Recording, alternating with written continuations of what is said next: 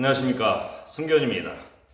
오늘은 김일성 주체사상에 대해서, 주체사상이 과연 무엇인가, 그에 대해서 한번 알아보도록 하겠습니다.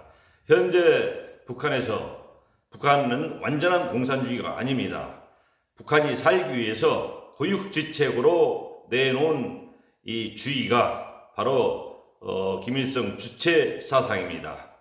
김일성 주체사상은 김일성이가 만든 게 아니고 최초에 75년도에 김일성이가 주체사상에 대해서 얘기를 한 적이 있습니다.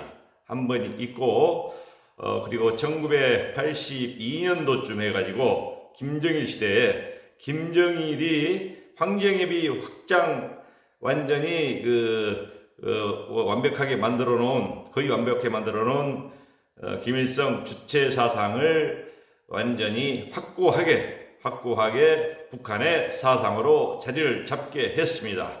그런데 이 김일성 주체사상을 잘 연구하다 보면은 성경을 많이 이용했다는 것을 알 수가 있습니다. 그렇게 얘기하는 학자분도 많고 실제로 보면 또 그렇습니다. 그렇다면은 김일성 주체사상이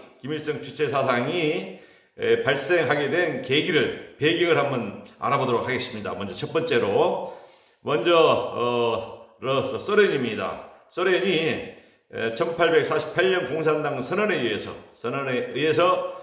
공산당이 세계적으로 파격적으로 신선한 이런 주의가 있나 싶어가지고 일반 지식인들에게 공산주의라는 사상을 모르게 되면은 무식한 소리를 들을 정도로 했었습니다. 그러다가 마르크스 엥겔스가 만들었죠. 그러다가 레닌이라는 사람이 1917년에 소련에서 볼셰비키 혁명을 하게 됩니다. 그때 소수의 인원으로 했는데도 불구하고 또 농업 정책으로 가난하게 살고 있었던 소련은 완전히 공산주의로 넘어가게 됩니다. 그때 황제도 다 죽고 그랬죠. 그렇게 되면서 1917년도에 소련에서 생기고 우리나라에서는 1925년도 상해에서 조선공산당이 생깁니다. 그때 당시에 박헌영 등 일당들이 레닌 대학까지 나온 사람입니다. 박헌영이 상당히 엘리트인데 주세주, 김다냐 등 그런 초기 공산주의자들이 우리나라의 조선공산당을 만들게 됩니다. 그때는 일제시대이기 때문에 한국에서는 할 수가 없었고 상해에서 했었습니다. 그러다가 이게 이제 일제에서 일제는 제국주의지 않습니까? 제국주의는 완전 반대입니다. 공산주의와 그다음에 기독교 선교사들에 의해서 독립운동을 주도하는 그런 역할을 하기 때문에 탄압을 하게 됩니다. 일제에서는 제국주의하고는 반대로서 일제 제국주의는 극우지 않습니까? 그래서 완전히 탄압을 하게 됩니다. 탄압을 하니까 그때는 크지를 못하고 점점 죽었다 살았다 하면서 있다가 해방이 되면서 우리의 힘으로는 되는 건 아니었지만 남쪽에는 미군이 진주를 하게 되고 북에서는 소련군이 진주를 하게 됩니다. 그 원인은 여러 가지 있겠지만 생략하겠습니다. 진주를 하게 되면서 자연스럽게 우리는 자유민주주의 그리고 북한에는 공산주의가 체제가 성립을 하게 됩니다. 그런데 이 과정에서 1948년도에 남쪽에서는 50선거를 통해서 단독 정부를 수립을 하고 북한에서는 9월 9일날 조금 늦게, 그러나 이미 공산주의 체제는 완전히 갖춰진 상태였습니다. 갖춰진 상태라서 북한은 소련에 의해서 공산주의가 스탈린이죠. 그때 당시에는 완전히 갖춰진 상태였었는데 좀 늦게 9월 9일날 공산당을 창건을 하게 되면서 북한이라는 집단이지만 나라를 만들게 됩니다. 그러면서 우리 남쪽과 경쟁을 하게 되죠. 경쟁을 하면서 75년도에 김일성이가 주체사상에 대해서 언급을 한 적이 있고, 그 다음에 그게 유명한 황장엽 선생, 우리 쪽으로도 모셨죠. 그분이 완전히 집대성을 하게 됩니다. 이 집대성하게 된 김일성 주체 사상을 집대성하게 된 배경을 말씀드리고 있는데, 러시아가 미국과 소련, 미소 냉전 시절에 이 군축이라든가 경제라든가 모든 경쟁세대로 됩니다. G2로서 경쟁을 하게 되는데, 경쟁하면서 공산주의는 주로 중공업을 발달시킵니다. 중공업이고 소비자 산업은 거의 하지 않습니다. 왜냐하면은 중공업은 무기를 만드는 그런 산업이거든요. 그래서 무기 만들 수 있는 중심에 중공업이 발달을 되고, 자본주의는 중공업도 발달이 되고 또 소비재를 만들 수 있는 산업 경제체제도 많이 발달하게 됩니다. 그래서 실질적으로 시민들한테 많이 판매가 되고, 그리고 또 부를 축적시키는 것이 이 소비재였습니다. 중공업은 거의 쓰는 사람이 없지 않습니까? 없고 오로지 무기이기 때문에 누가 사겠습니까? 국가에서만 사용하는 것이기 때문에 국민들이 실제로 필요한 화장지라든가 먹거리라든가 화장품이라든가, 우리 일반적으로 개인의 멋을 부린다든가, 또 가정이 내가 선택할 수 있는 물건, 그래서 어떻게 집을 넓힌다든가 등등 하면서 부를 축적하게 됩니다. 부를 축적하게 되면서 이 경제 차이가 나게 됩니다. 미국과 소련. 그래서 소련이 1989년부터 삐걱했습니다. 그러다가 1990년도 고르바초프가 나온 상태에서 미국과의 경제체제에서 거의 떨어지게 되면서 소련이 경제가 엄청나게 떨어지고, 그 다음에 허덕이는 사람이 많이 생깁니다. 그래서 경제가 완전히 무너지는, 돈이 없는 그런 사회까지 되면서 고르바초프가 거기에서 새로운 시대를 선언하게 됩니다.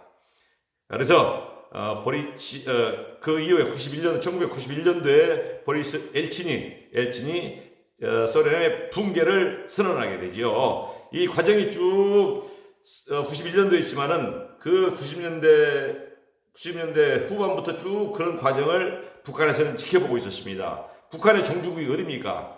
소련이지 않습니까? 그래서 지켜보고 있었고, 그리고 또 중국은 문화혁명을 통해서 공산주의가 완전히 공고하게 되지 않습니까?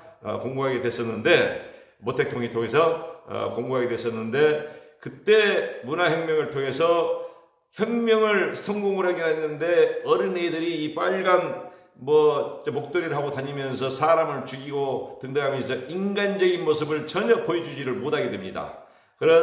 그것을 지켜보고 있었던 사람이 바로 등소평입니다. 등소평이가 키도 적은 사람인데 등소평이가 머리가 좋은 사람이었습니다. 등소평이가 흙며든 벽며든 지만 잘 잡으면 된다. 즉 시커먼 고양이나 하얀 고양이나 쥐만 잘 잡으면 된다. 이런 얘기를 하면서 자본주의를 일부 도입하게 됩니다. 그래서 국민들이 굶어 죽고 있는 사람들이 농업만 저개발 수준으로서 죽어가는 농민들이 살 수 있도록 만들어준 사람이 바로 등소평입니다.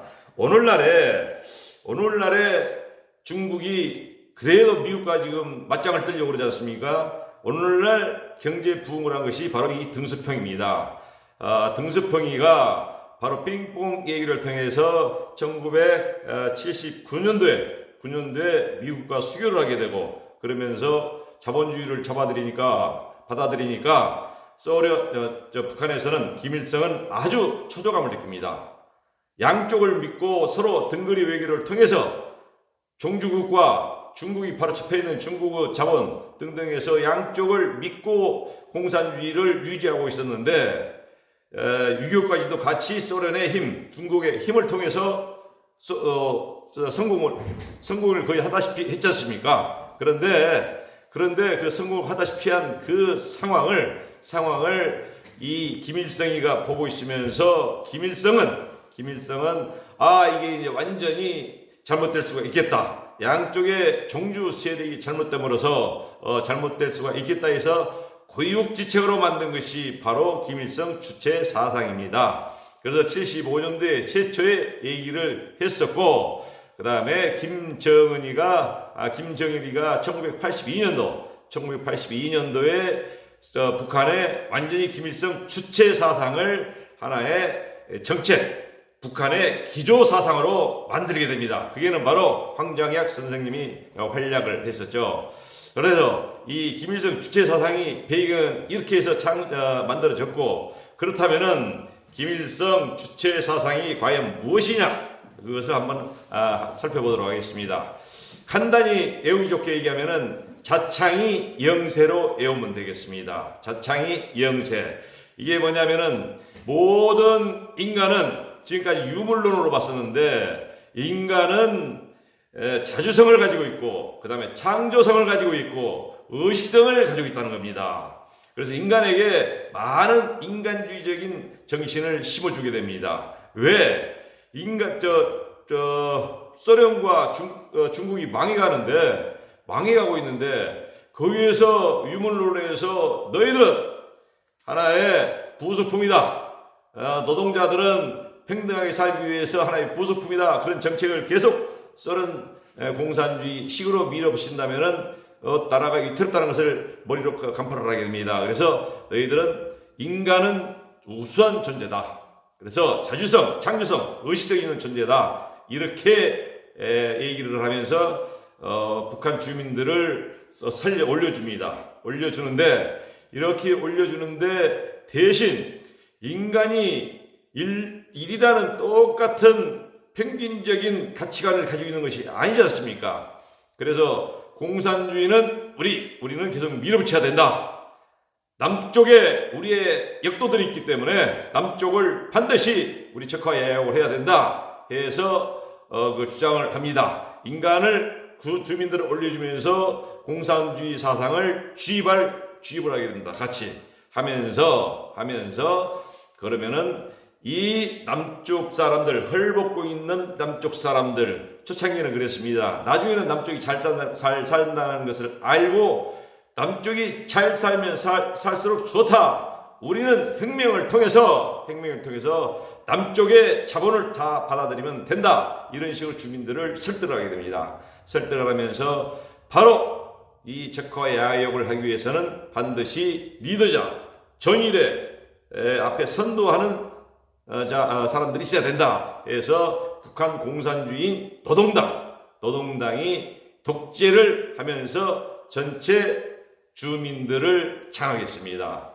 그런데 북한이 어떻게 지금까지 버티고 있나, 그것을 보면 딱 두 가지입니다. 첫 번째 식량 배급제, 두 번째는 세뇌입니다. 세뇌 교육인데, 배급제는 식사가 의식주의에서 가장 중요하지 않습니까? 나올 데가 없습니다. 전부 다 공동 생산에서 공동 배분이기 때문에 생산하면 다 국가에 바치지 않습니까? 그러면은 그날 배급을 통해서 먹고 사는데, 조금만 밑보이면은 배급량이 줄어들고 배급을 못 받는 겁니다. 그렇기 때문에 그 조직에 따라다닐 수 없는 급박사, 인간적인 배고픔을 달래기 위한 거기에 매달릴 수밖에 없는 상황이고, 그 다음에 매일 세뇌교육을 받으면서 다른 생각을 할 여유가 없는 겁니다. 그래서 자본주의가 있는지도 모르고 자유주의가 있는지도 모르고 그런 상황이었지 않습니까? 그런 상황에서 주사파가 스며들기 시작을 해서 주민들한테 완전히 100% 다 맥혀 들어갑니다.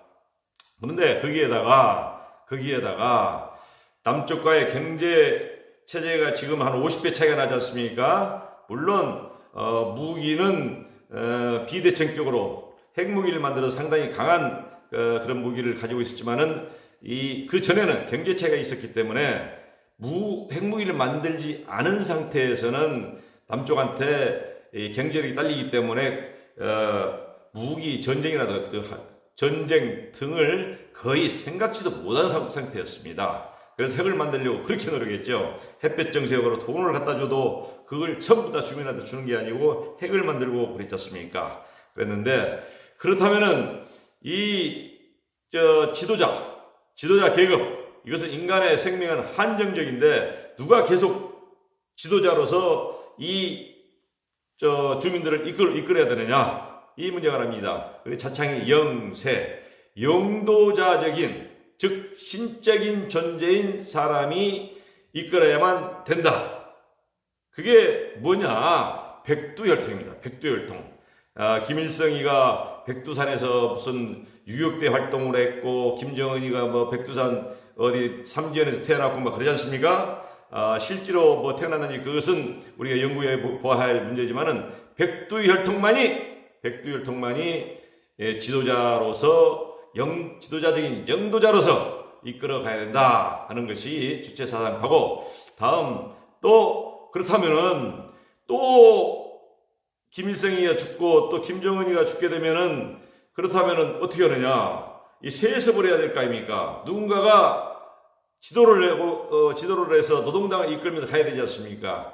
그래서 백두혈통인 영도자적인 자질을 갖고 있는 사람이 아니면은 이 전체 주민을 이끌 만한 능력이 안 된다. 그래서 세습 문제까지 이 김일성 백두혈통이 할 수 있도록 지금 해서 김정은까지 왔지 않습니까? 김정은까지 왔는데, 이후로 김정은이 지금 아들이 있는지 없는지 그건 잘 모르겠습니다만은 백두혈통이 지금 끊어져 가는 그런 상황으로 있기는 있습니다. 그래서 김일성 주체 사상은 바로 어떻게 볼 수가 있느냐 하면은, 이 국제 질서에 따라서 중국과 소련이 변화가 되고, 자본주의로 변화가 되고, 또 소련이 붕괴가 되면서 불안감을 느낀 북한이 고육주책으로 만든, 성경에서 영감을 얻어서 만든 인간 중심주의자만은 영도자적인 자질을, 백두혈통을 가지고 있는 사람이 영도자적인 자질로 계속적인 세습적으로 노동당을 이끌어가면서 주민들을 이끌어가는 약간 변형된 공산주의의 독재체제라고 보면 됩니다. 공산주의의 독재체제입니다. 그런데 결론적으로 봐서 북한에서는 그렇게 공산주의의 약간 변형된 독재체제, 공산체제, 일국사회에서 남쪽을 먹기 위해서, 남쪽을 시기라고 그러죠. 정확한 시간과 기회를 통해서, 기회가 적절하다, 넉넉하다 했을 경우에는 치고, 그렇지 않으면 부족하면 협상을 하고, 이는 통일 전술로 계속 일관성 있게, 처음부터 끝까지 일관성 있게 통일을 하기 위해서 노력을 하고 있는 독재 정치, 공산주의의 독재 정치주의가 바로 김일성 주체 사상입니다.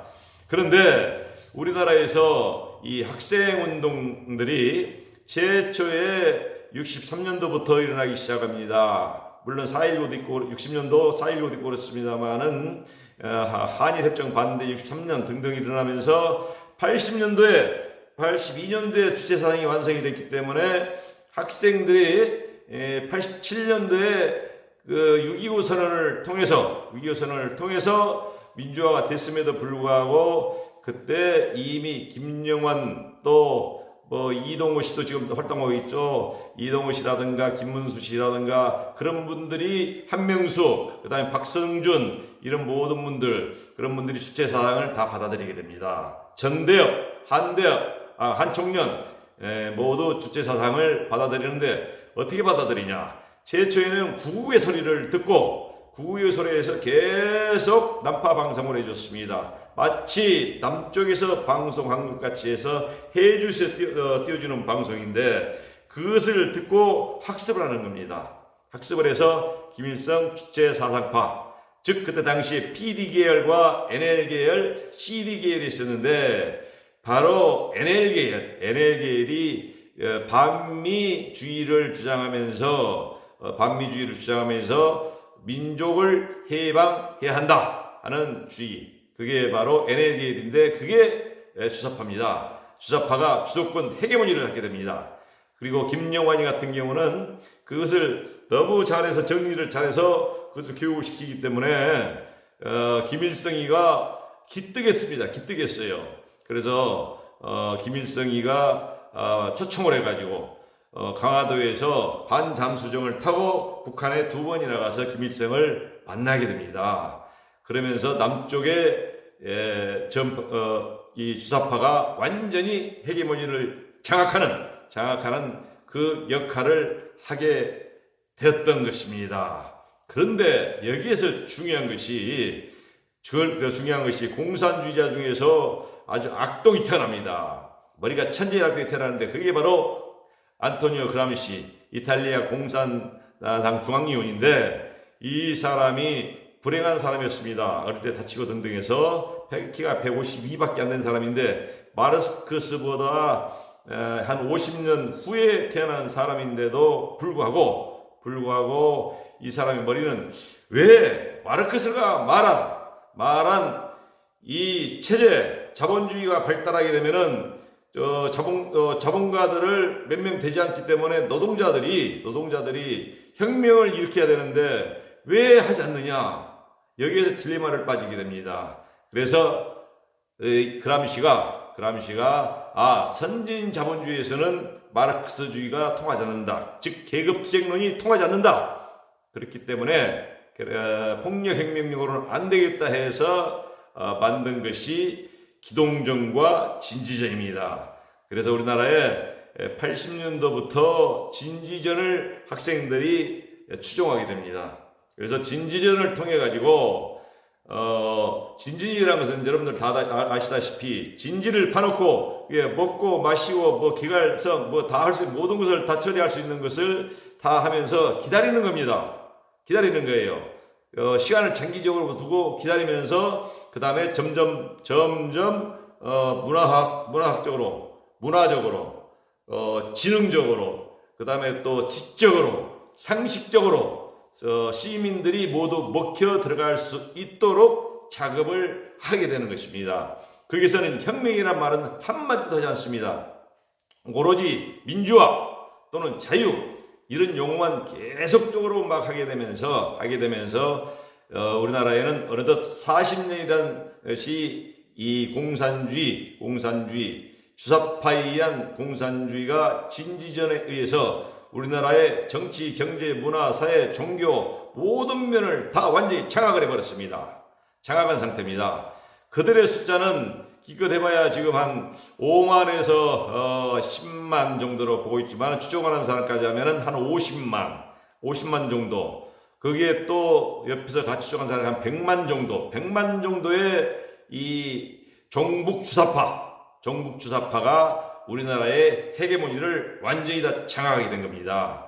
머리 좋은 사람들이 그때 당시 사법고시를 합격하고 사법고시를 김일성 자격증을 받고 합격한 사람이 한 1,800명 된다고 그러죠. 그러면 판검사들이, 그럼 법원과 검찰, 그 다음에 의사들, 그리고 또 학교 많이 가죠. 정교조, 그 다음에 또 기업체, 민주노총에 들어가서 한국노총이 하나만 있었는데 민주노총으로 또 나가면서 순수하게 초창기에는 노동자 권익을 위해서 만든 단체였지만은 주사파들이 들어가면서 정치적인 노동운동으로 변하게 됩니다. 지금은 완전히 정치적이지 않습니까? 그런 세력들로 확대돼서 우리나라의 지금 현재 상태가 되어 있습니다.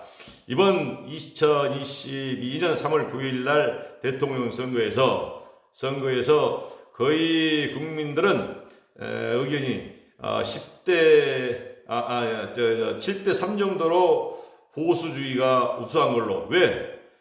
지금까지 주사파들이 정권을 잡으면서 지금 현재 국회의원이 한 70명 정도가 주사파라고 그러지 않습니까? 그래서 정권을 잡으면서 이 사람들이 정치를 합니까? 경제를 합니까? 뭘 합니까? 오로지 운동만 하지 않습니까? 그래서 춥고 배고프고 라면 먹고 등등해서 내성만 쌓여 있어가지고 이 돈에 대한 갈급증 이런 걸로 인해서 많은 사고를 일으키지 않습니까? 그래서 국민들이 그게 회의를 일으켜서 주사파가 뭔지도 모르고 그러면서 국민들 회의를 일으켜서 야 갈아보자 한번 그런 생각을 하게 되면서 7대3 정도로 해서 정권이 바뀌자는 의견이 있었는데 어떻게 된 건지 이번 선거는 정말 아슬아슬한 그런 선거였지 않습니까? 선거 조작이 지금 상당히 많이 나왔죠. 앞으로 이게 정권이 이제 윤석열 후보로부터 하나님이 보호하사 하나님이 일하고 계시기 때문에 어떻게 해서 0.73%로 승리한 아슬아슬한 자유진영의 승리였지만은 이것은 하나님의 한 일이라고 저는 봅니다. 조작을 했는데 그 조작을 뛰어넘을 정도로 단지 20몇만 표만 이겼습니다. 이런 상황까지 왔습니다. 그런데 모든 사회, 국회, 모든 것이 다 지금 주사파가 휘어잡고 있지 않습니까? 장악하고 있지 않습니까? 헤게모니를 잡고 있지 않습니까? 그런데 대통령만 딱 바뀌게 되는 겁니다.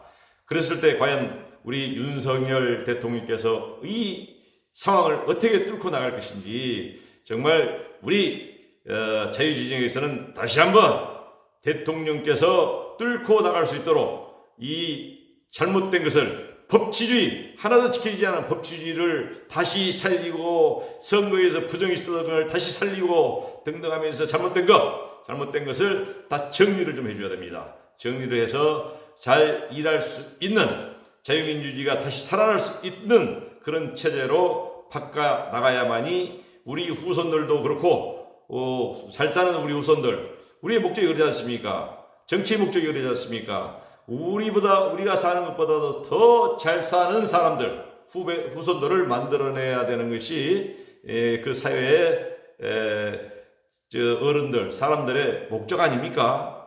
나만 배불리 살고 후손들 그냥 거지가 되어 좋습니까? 그건 아니지 않습니까? 역사는 돌고 도는 것입니다. 돌고 도는 것인데 역사를 잊어버리는 민족은 반드시 망한다고 했습니다. 미래가 없다고 했습니다. 역사를 똑바로 알고 자유민주 진영에서는 이번 마지막 기회일 수도 있습니다. 하나님이 주신 마지막 기회일 수도 있습니다. 이 자유민주주의 수호를 위해서 모두 나서서 지금 끝난 것이 아닙니다. 전쟁이 새로 시작된 것입니다. 그래서 모두 나서서 자유민주주의를 지켜 나가야 되겠습니다. 감사합니다.